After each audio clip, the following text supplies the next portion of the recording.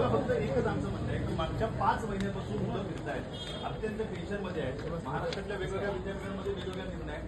आम्ही तुम्हाला पालक म्हणून विनंती करतो की सर याच्यामध्ये मार्ग काढा, कारण की आम्ही आशेने तुमच्याकडे बघतो.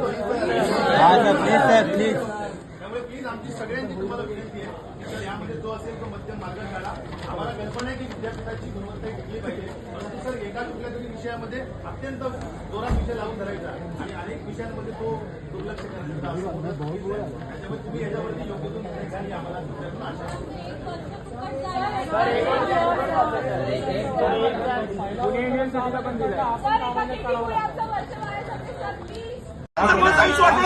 तुमचा मुलगा याच्यामध्ये असतो तुम्ही काय केलं असतं साहेब? नसतं ना सर. बघा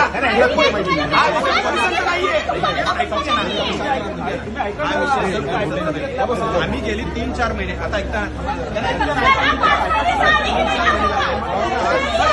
ना सर. आम्ही आंदोलन करणं तुम्हाला सांगायचं असतं, आंदोलन करणं यांना सांगायचं असतं. आमच्या विद्यापीठात दाखवलं मागायचं. हो मग पत्र आहे आमच्याकडे. हो पत्र आहे सर. मी दाखवू पत्र.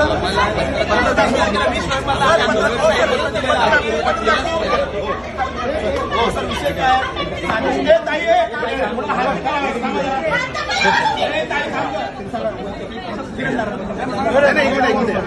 हो साहेब.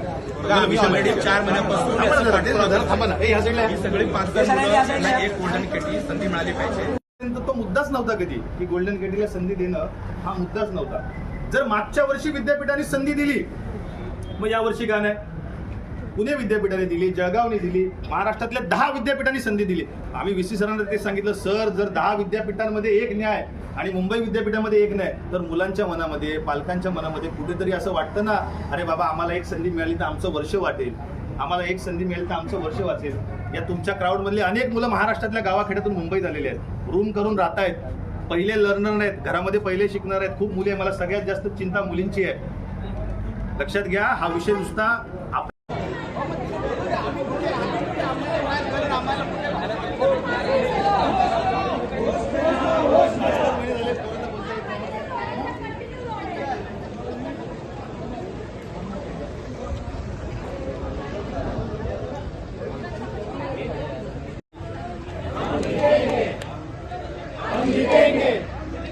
हम जीतेंगे. होश में आओ, होश में आओ, होश में आओ, होश में आओ. हम जीतेंगे. होश में आओ, होश में आओ, होश में आओ. होश में आके बात करो, बात करो, बात करो, होश में आके बात करो, बात करो, बात करो. होश में आओ, होश में आओ. हम जीतेंगे. होश में आओ, होश में आओ, होश में आओ, होश में आओ. हम जीतेंगे. हम जीतेंगे. हम जीतेंगे. नहीं किसी से भी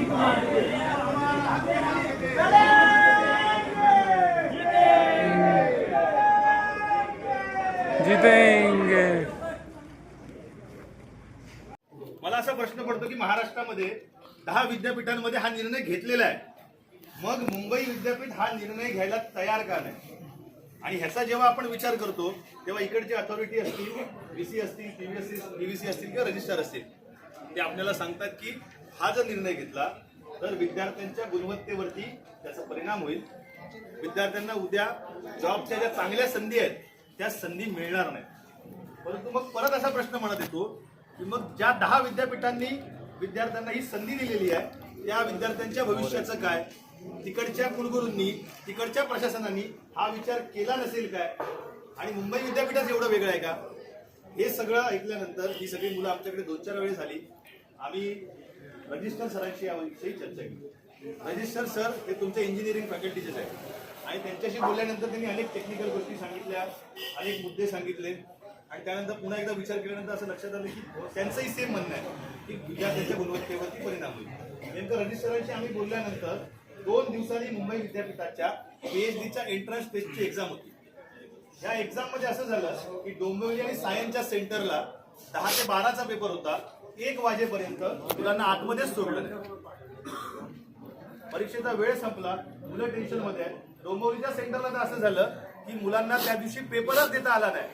आणि मग आम्ही रजिस्ट्रारांना प्रश्न विचारला की सर, विद्यार्थ्यांच्या गुणवत्तेवरती जेव्हा तुम्ही प्रश्नचिन्ह उपस्थित करता तेव्हा मुंबई विद्यापीठासारख्या मोठ्या विद्यापीठाला, महाराष्ट्रातल्या पहिल्या विद्यापीठाला साधी पेटची परीक्षा सुद्धा कंडक्ट करता येत नाही, ही अत्यंत लाजिरवाणी गोष्ट आहे, अत्यंत लाजिरवाणी गोष्ट आहे. आणि त्यामुळे तुम्ही आम्हाला विद्यार्थ्यांचा गुणवत्तेबद्दल प्रश्नचिन्ह उपस्थित करू नका. आम्ही त्यांना असंही म्हटलं की ज्यावेळेस तुम्ही विद्यार्थ्यांच्या गुणवत्तेवरती प्रश्नचिन्ह उपस्थित करता त्यावेळेस आम्ही विद्यापीठाची गुणवत्ता सुद्धा तपासली पाहिजे.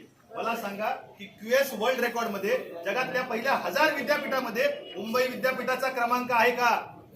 नाहीये. किती आहे 800 आणि 1000 मध्ये? जर जगातल्या पहिल्या 1000 विद्यापीठामध्ये मुंबई विद्यापीठाचा नंबर नसेल तर तुम्हाला विद्यार्थ्यांच्या गुणवत्तेवर प्रश्नचिन्ह उपस्थित करण्याचा नैतिक अधिकार आहे का? नाहीये. आज 2 दिवसापूर्वी ज्यावेळेस मुंबई विद्यापीठाच्या आयडॉलला परीक्षा झाली, आयडॉलची परीक्षा पेपर कंडक्ट झाला, हॉल तिकीट कधी दिलं माहितीये का? 1 दिवस आधी सकाळी हॉल तिकीट दिलं. अरे विद्यार्थी बोलत नाहीत, विद्यार्थी आवाज उठवत नाहीत म्हणून तुम्ही तुमच्या पद्धतीने, मनमानी पद्धतीने कारभार करणार का?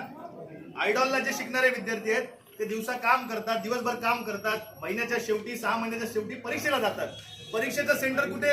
कल्याण, कसारा, ठाणे, बदलापूर. अरे तुम्हाला लाजा वाटत नाही का? 1 दिवस आधी तुम्ही हॉल तिकीट देता. मुलांनी आणि मुलींनी सेंटर शोधायचं कसं? मुलांचे फोन यायला लागले, सर आम्हाला सेंटर भेटत नाही, जायला रिक्षा नाही, आम्ही जाऊ कसं? अनेक मुली एकत्र जातात, सेंटर भेटत नाहीत. तुम्हाला 6-7 दिवस आधी हॉल तिकीट द्यायला काय अडचण आहे का?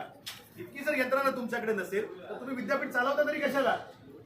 आणि त्यामुळे अशा पद्धतीने ज्यावेळेस विद्यापीठ काम करतं त्यावेळेस ते जेव्हा विद्यार्थ्यांवरती प्रश्नचिन्ह उपस्थित करतं तेव्हा आपण सगळे हिमतीने त्यांच्या विरोधात लढलंच पाहिजे. लक्षात घ्या, आंदोलन करणं काही गुन्हा नाहीये.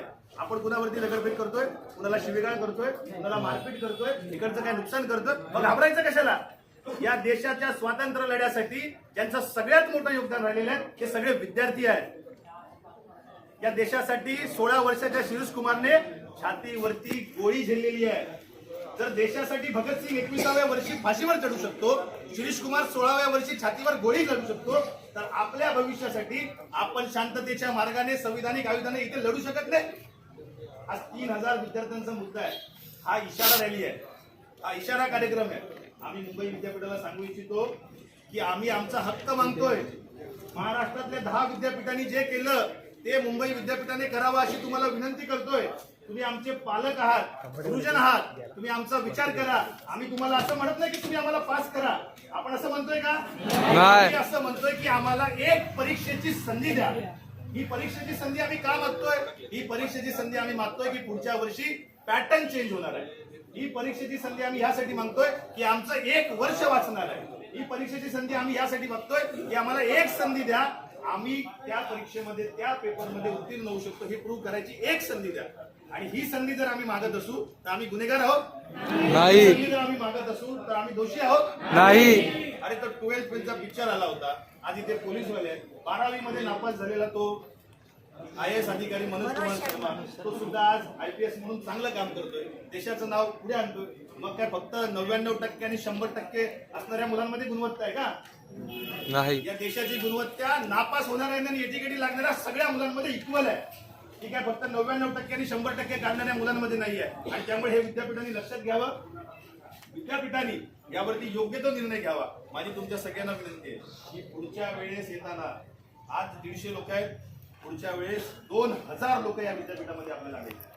इथून पुढची आपली लाईन ऑफ ऍक्शन असं असेल. आज आपण कुलगुरूंना भेटण्याचा प्रयत्न केला, म्हणजे आज आपल्याला कुलगुरूंची गाडी अडवणं किंवा कुलगुरूंच्या समोर थांबणं किंवा काहीतरी हे का आपण ठरवून आलो. आज आपलं क्लिअर ठरलं होतं की आपल्याला इकडे यायचं आहे आणि शांततेच्या मार्गाने एक प्रोटेस्ट करायचं आहे. योगायोगाने इकडच्या काही लोकांनी आपल्याला सांगितलं की अरे बाबा तिकडे तुम्ही जाऊ नका, VC आहेत, VCंना त्रास देणं हा आपला हेतू नाही. लक्षात घ्या, VCंची प्रतिष्ठा जपणं हे विद्यार्थी म्हणून आपल्या सगळ्यांचं पहिलं कर्तव्य आहे. VC हे आपले पालक आहेत, विद्यापीठाचे प्रमुख आहेत आणि त्यामुळे त्यांचा मान, त्यांचा सन्मान आहे, त्यांची प्रतिष्ठा राखणं हे आपलं कर्तव्य आहे. पण ते करत असताना जर वडील, आई किंवा घरातला कुठलातरी नातेवाईक आपल्याला जर लक्ष देत नसेल, आपल्याला जर ओरडत नसेल, तर आपल्या वडिलांकडे हट्ट करण्याचा, आपल्या वडिलांवर रागवण्याचा, आपल्या आईवर चिडण्याचा आपल्याला अधिकार आहे की नाही? आपण आपल्या आईवरती रुसतो की नाही? आपण आपल्या वडिलांवरती रुसतो की नाही? वेळ प्रसंगी रागवतो की नाही? VC सुद्धा आमचे पालक आहेत ना. आम्ही त्यांच्यासोबत इंटरॅक्शन केलं पाहिजे. कसला आला प्रोटोकॉल? आम्ही 2 दिवसापूर्वी मिटिंगला गेलो होतो. म्हणजे मुलांच्या गुणवत्तेवर जेव्हा प्रश्नचिन्ह उपस्थित करतात तेव्हा मी तुम्हाला सांगतो, 2 दिवसापूर्वी डीसी, पीबीसी आणि रजिस्ट्रार या तिघांसोबत मुंबई विद्यापीठामध्ये आम्ही मिटिंग केली. त्यांनी आम्हाला बोलवलं, बसवलं, सगळ्या गोष्टी केल्या. पण आम्हाला नुसतं बोलवणं, आम्हाला पाणी पाजणं, आम्हाला चहा पाजणं हे आमचं उद्दिष्ट नाही ना. आम्हाला तुमच्या पाण्याची, आम्हाला तुमच्या चहाची, आम्हाला तुमच्या खानपानाची व्यवस्थेची आवश्यकता नाही.